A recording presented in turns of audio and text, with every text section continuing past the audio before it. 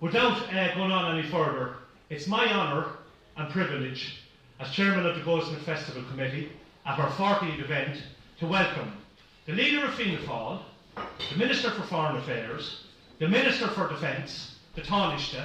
As they say around here, he's some man for one man.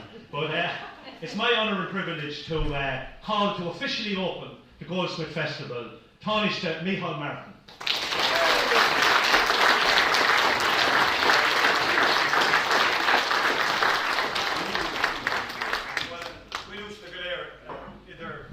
Claire agus tú bháin mar dúspáile fíor chuicas a bháil an coiste a sochtú cuireadh eile istíthe.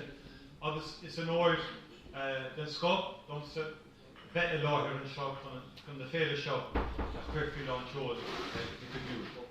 Agus déanam cogádagus leis an gcuiste atá freigrach as agrú na féile mar fá clúad is cáil ar an bhéile seo fud na tíre agus na smó den tír Maureen le sin. It's a real pleasure to be here with you this evening to officially open the 40th annual Oliver Goldsmith Festival. And may I thank Arthur for revealing some insights in terms of my own life. I kind of conveniently forgotten Arthur in some respects, but I didn't quite realise some of those statistics. So you learn something new every day. But thank you very much for your compliments and so forth. This is one of Ireland's longest running literary festivals, and it is a tribute to a vibrant community spirit. And let me start by thanking again the festival's committee for its dedication and commitment to putting together a diverse and engaging programme. Congratulations and thanks are due to Seamus McCormack, Brian Conlon, Arthur Conlon, Tony Tiernan, Tom Seary, Joe Farrell, Willie Flanagan, and the many, many other volunteers who keep this festival alive and thriving. It's a testament to your important work that your local Oireachtas members and councillors are so active in promoting the festival. This festival makes a very valuable contribution to presenting Longford and Westmeath to the wider world as a destination for tourism, but it also plays a vital role as a community activity, bringing so many people together. However, it is most of all a reminder to us of the diverse history and culture of this area and our country as a whole. When Oliver Goldsmith died 250 years ago, he was one of the most famous men of letters of his time. His poems, essays and plays were known throughout these islands as well as much further afield. He wrote with ease and in an accessible language which could entertain or engage readers from many backgrounds. Some of the greatest literary, artistic and academic figures of the 18th century knew him and admired him as someone who not only wrote well, but who drew on a range of learning well beyond what most could aspire to. This would be enough justification for gathering this weekend to remember him and his work. However, Oliver Goldsmith has a relevance today which goes beyond the status he held amongst his contemporaries. His life story, the themes he addressed, and the cultural tradition he belongs to remain deeply important to understanding our country, its history, and the challenges it faces. Born here in rural Ireland, as part of a modest family, he packed an enormous amount of both learning and adventure into his 45 years. When his father was director of a parish of the established Church of Ireland, he was not a man of significant means and combined parochial responsibilities with teaching. It was at home that Goldsmith began to develop his broad learning and his ambition to be seen as a man expert in both classical education and modern science. He was by any reasonable measure a lively character. From the moment he went to Dublin as a 16-year-old to enrol in Trinity College up to his death at 45, his was a diverse and often chaotic life. Barely ever capable of being consistent or responsible, he nonetheless accumulated considerable learning and prepared a body of work which continues to impress. It has often been commented that Goldsmith achieved the unique double of both being effectively thrown out of Trinity and having a statue erected to him in that college. And while he graduated with a basic degree, he was refused the opportunity to be ordained or to study medicine. The 6 years after he left Trinity saw Goldsmith fail repeatedly in different endeavours. He tried to qualify in medicine in Edinburgh. He quickly failed in his effort to become a schoolmaster in England. And he toured parts of Europe not as part of a privileged grand tour, but as a lone traveller, often on foot and regularly reliant on charity. Yet this was a time in which he continued to broaden and deepen his knowledge of many subjects and to develop themes which would come to dominate his writing when he returned to England. In a spectacular decade before his death, Goldsmith went from being an unknown journalist to one of the most celebrated poets, novelists, and playwrights of his time. While he maintained his advanced ability to get into financial trouble and to behave in a highly strung manner, he was undoubtedly one of the great literary figures, not just during his life, but in the 2.5 centuries since his death.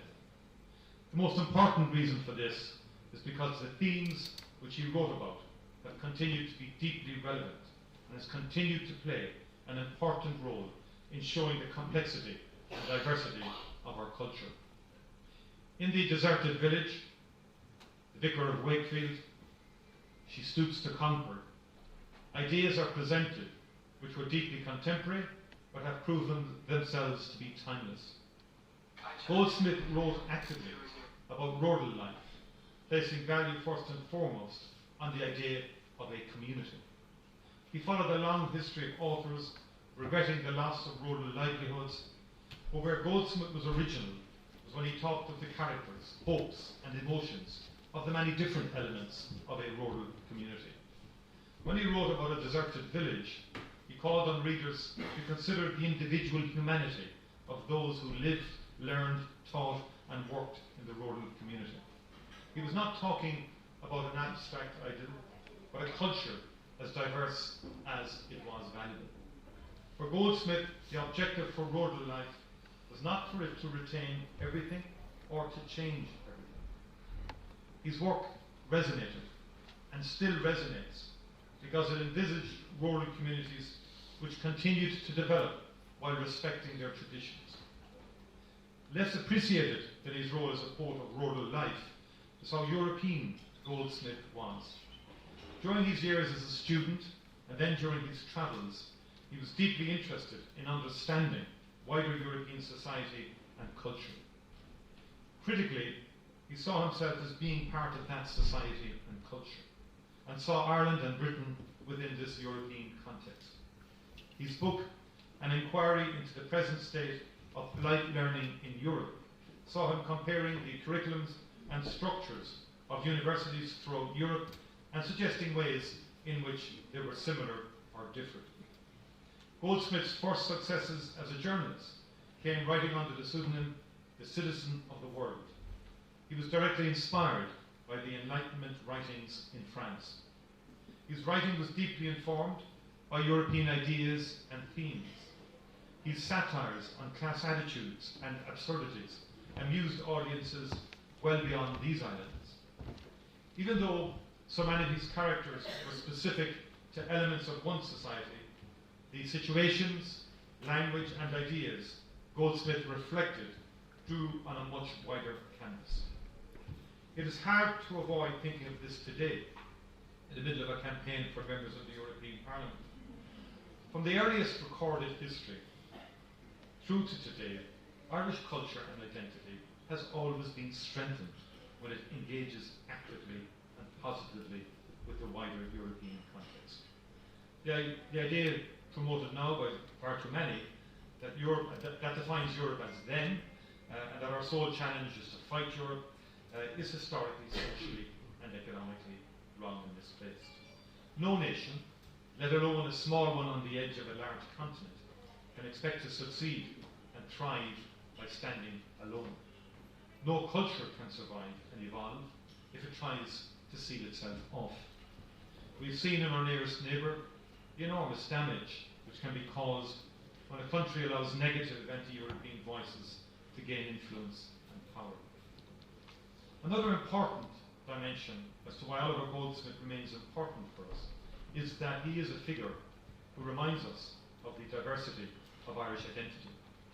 One of our great strengths as a society is how there have always been many different strands to Irish culture and identity.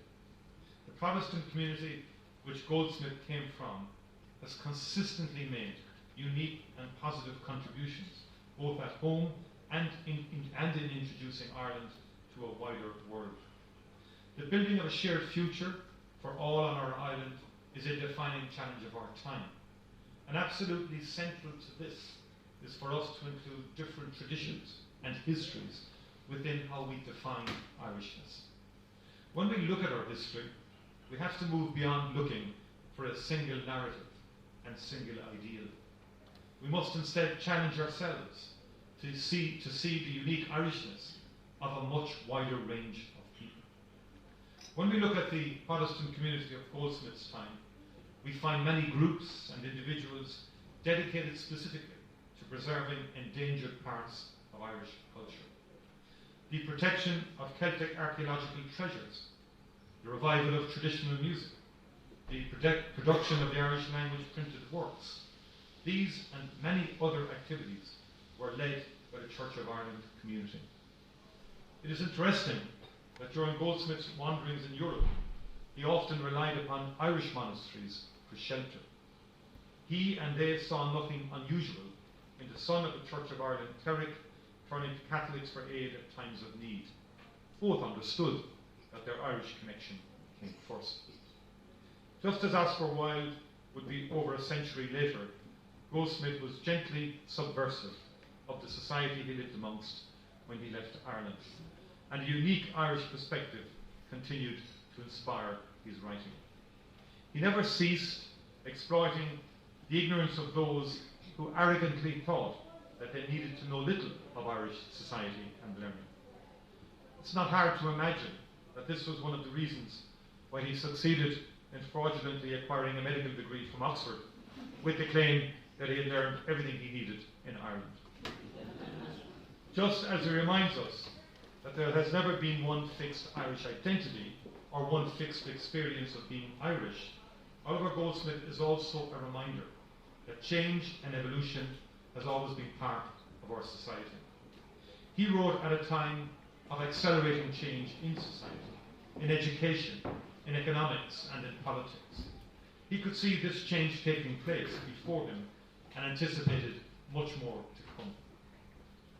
Once again, I would like to congratulate you on the 40th anniversary of this important festival. It is wonderful that the festival is able to mark this anniversary with a special written and performed piece based on Goldsmith's life and works. I commend this type of innovative approach that allows for Goldsmith's life and works to be introduced to new audiences, and all in an 18th century village setting. What a brilliant, creative experience for local and visitors alike. And in particular, can I wish Michael J. Ford every success on Saturday as he performs the new work he has written. His remarkable life has supplied more than enough material to justify using the title The Misadventures of Oliver Goldsmith. 2.5 centuries after his death, Goldsmith's brilliant last decade of work remains an important Irish cultural landmark. He may well be the only Irish author who has been continuously in print for 250 years, and he will no doubt continue to be read and studied for many years to come. His work continues to remind us of important themes relevant to our society, helping us to consider who we are. Led by the community where he was born and drawing support and contributions from far and wide, this festival is a fitting tribute to one of Ireland's greatest literary figures. Gurvina Mahagov Blair.